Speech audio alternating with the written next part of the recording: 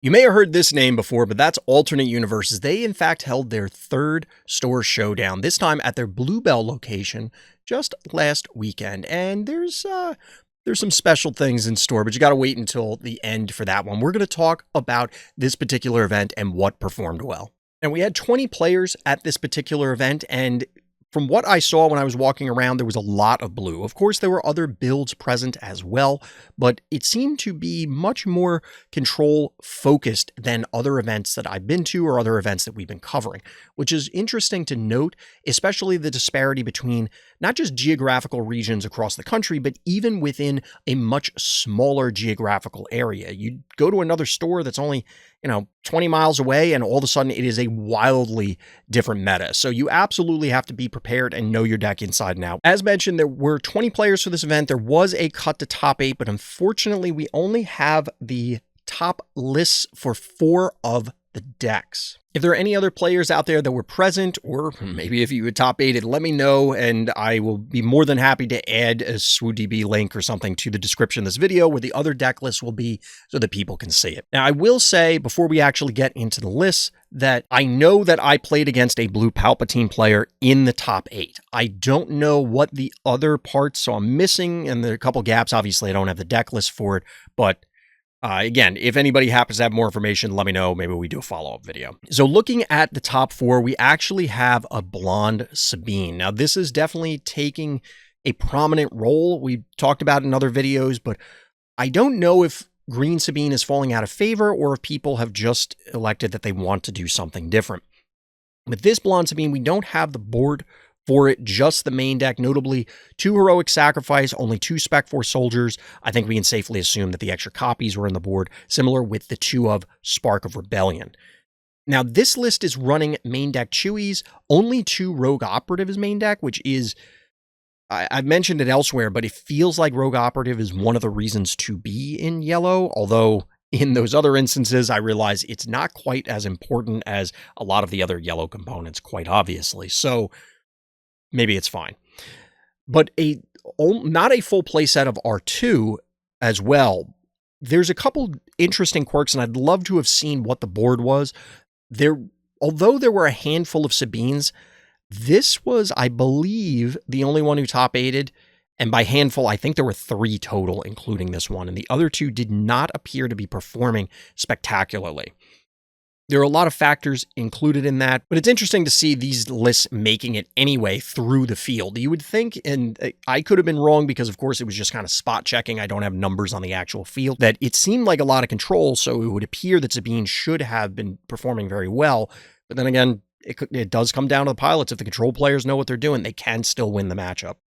Now, looking at our other top 4 finisher, this is green Boba. Interestingly enough, spoiler alert, there were 3 Bobas in the top 4, which is a stark departure from other events that we've covered locally where Boba hasn't really shown up, but it has absolutely here. And this is a fairly stock Boba list, certainly at least the main deck. Interestingly enough, only 2 copies of Shoot First, full sets of Resupply and Super Laser Tech in the main. I know that those numbers are kind of malleable between different lists. Only 2 No Good To Me Dead, as well as 2 Traitorous, which is something that is still very strong, but I know, and I've mentioned on multiple occasions, that a lot of players seem to be falling in and out of love with it depending on meta shifts and other factors. But for the most part, I don't think anybody's going to be surprised to look at this main deck and go, oh my God, why is that in there? Like, all of these things are completely reasonable. And I can tell you from experience that this player piloted it very, very well. Now, in the board, there's a little bit more spice. Of course, we have the 3rd No Good To Me Dead. There's a ton of matchups where that's going to come into play, notably other Bobas, the Lukes, the Chirruts, the Hans, anything that really, really, really cares about their leader. It matters there. You want to break those crucial turns, but we have this Consortium Star Vipers. Of course, they're coming in against aggro. I mentioned in other videos, but I know a lot of people don't love them. It kind of depends on the player. Interestingly enough, double Cunning. Now, I didn't see these out of this player in the games that we had played, but I mean, Cunning is an incredible card even when it costs 6 and can absolutely change the tide of a game. I'd love to know where they boarded this in. I didn't get a chance to ask them because I didn't know at the time that they had Cunnings, whether they boarded them in against me or whether they were using it in a different matchup. But all of the double aspect cards can really change a game, and Cunning has to be up towards the top of that list.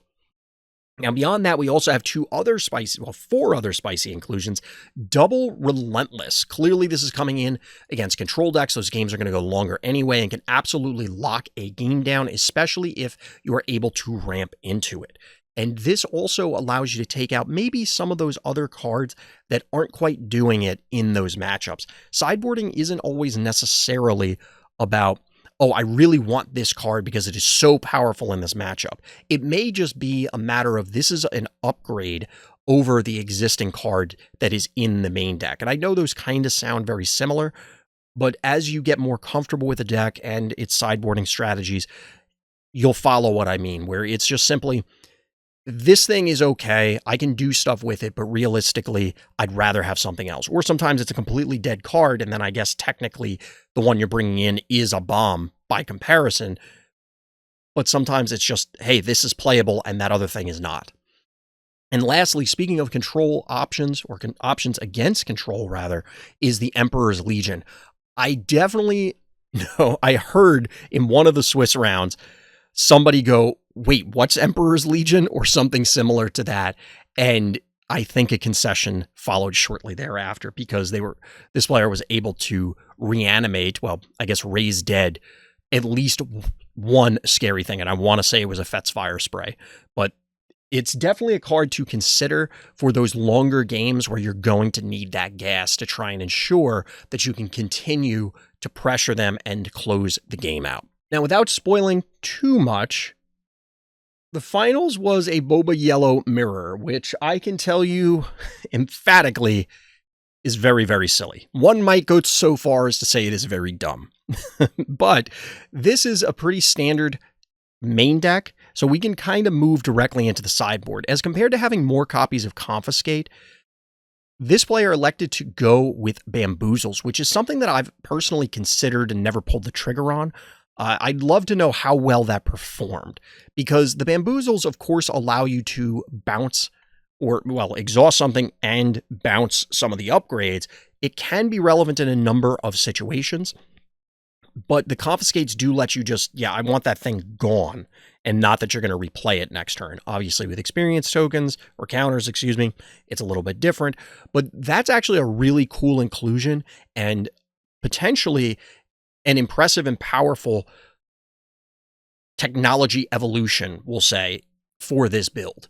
So other than that, I will say that having spoken to this player and watched some of their games in between rounds, that they took a wildly different line than what I typically do in a variety of matchups. And I distinctly recall talking to other people and going, wow, I hadn't considered that. I hadn't considered doing this or doing that, or in this particular matchup, focusing on this setup or emphasizing those cards. So shout out to them, as well as all the competitors and the top 8 finishers, but definitely shout out to them because they kind of opened my eyes strategically on a number of different things for this deck.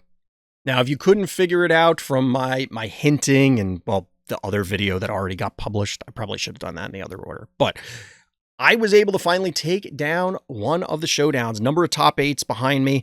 This time, hit top 4, thought I was done. Hit the finals, thought I was done, and managed to take it down. I will say it is due to no small amount of luck, because the Boba player who I beat in top 4, I lost to them in the Swiss, and then the Boba Yellow player that I beat in the finals, I lost to them in their last round of the Swiss. So I guess they helped my breakers out, so shout out to them for that. But I definitely lucked out in each of the games. I definitely hit the cards I needed, whereas they did not. This is the Bobby Sapphire KTOD list, although as I mentioned in the other video, I've been playing Boba Yellow for a very long time now, and the inspiration came from a number of other players, including Poem, and You Can Call Me Al, and this particular iteration was actually a very old one, and then it's kind of come back into prominence as people were fooling around with other versions. Now, you can check out that video for all of the specifics and the changes and things. I think most of you have probably seen this before, but it's interesting that the boba lists were able to succeed, 2 different versions of them, despite the field kind of being, at least from what I saw, and again, that could be wrong, a more heavily control skewed meta. So that's the end of this particular event. Let me know what your thoughts are. If you know the other top 8 lists, like I said, I know there was a blue Palpatine that was there. Obviously, I was playing my own game, so I didn't get to see them. I'd love to hear about it. Let me know in the comments. I'm looking forward to the rest of the season as we close in on set 2. But there's still a lot more set 1 to play, and there's a whole bunch of decks that I still want to explore now that I finally have that win under my belt. I feel like I can put this deck down for a little bit and move on. Although I am still drawn to it. It is a ton of fun. But that's going to do it for this time. So as always, everybody, thank you for listening. Thank you for watching. Tune in next time for more Random's Thoughts.